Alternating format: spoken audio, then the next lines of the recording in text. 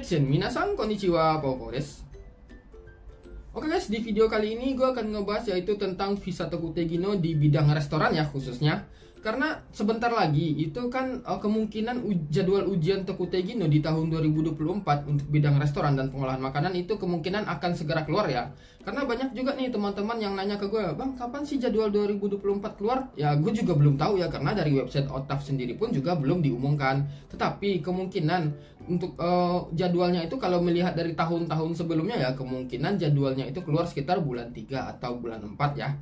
Seperti itu ya. Jadi buat teman-teman yang pengen ikut ujian restoran maupun pengolahan makanan, jadi sabar dulu aja, karena ujiannya akan kira-kira sekitar segitulah, bulan segitu keluarnya.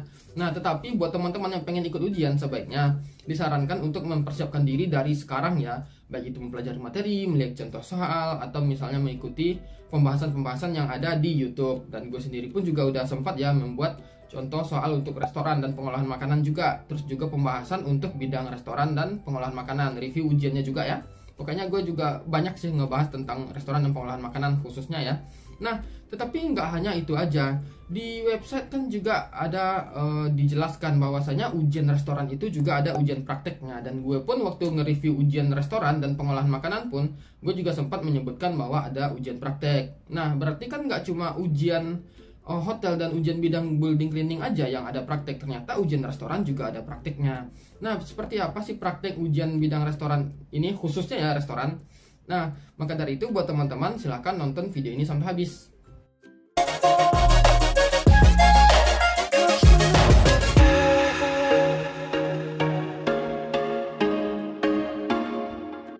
Nah, sebelumnya ya, untuk ujian restoran ya, jika teman-teman itu belum tahu ya, untuk standar kelulusannya itu adalah sekitar 65% dari total soal ya. Dan untuk total soalnya sendiri gue juga lupa, entah 40 kah, entah 45. Pokoknya antara itulah ya, antara dua itu.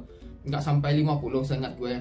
Nah, jadi standarnya itu sekitar teman-teman harus betul minimal 60% dari total soal. Jadi lebih dari setengah ya. Nah, untuk soalnya sendiri memang lebih sering berhubungan dengan materi. Jadi buat saran gue sih pelajari materi aja. Nah, untuk ujian prakteknya sendiri, sebenarnya prakteknya ini bukan praktek teman-teman nggak disuruh bikin sashimi, nggak disuruh ngeluarin racunnya fugu, bukan seperti itu ya.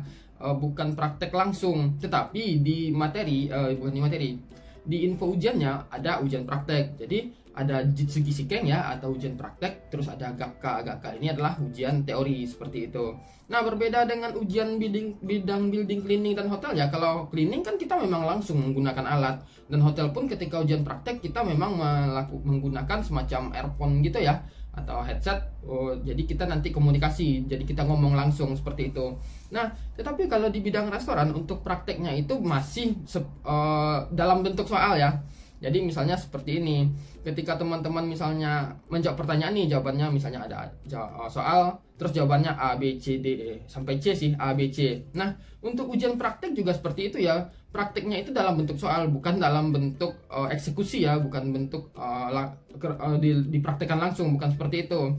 Nah, tetapi bedanya praktek dan ujian biasa ini, biasanya praktek ini lebih dalam ke pengambilan keputusan. Jadi teman-teman itu dituntut dalam memutuskan sesuatu. Misalnya seperti ini, ketika teman-teman misalnya nih ada kecelakaan kerja, atau misalnya ada karyawan teman-teman yang sakit, apa sih keputusan yang harus teman-teman ambil? Nanti teman-teman pilih A, B, C nya apa gitu. Jadi pilihlah yang paling benar seperti itu ya.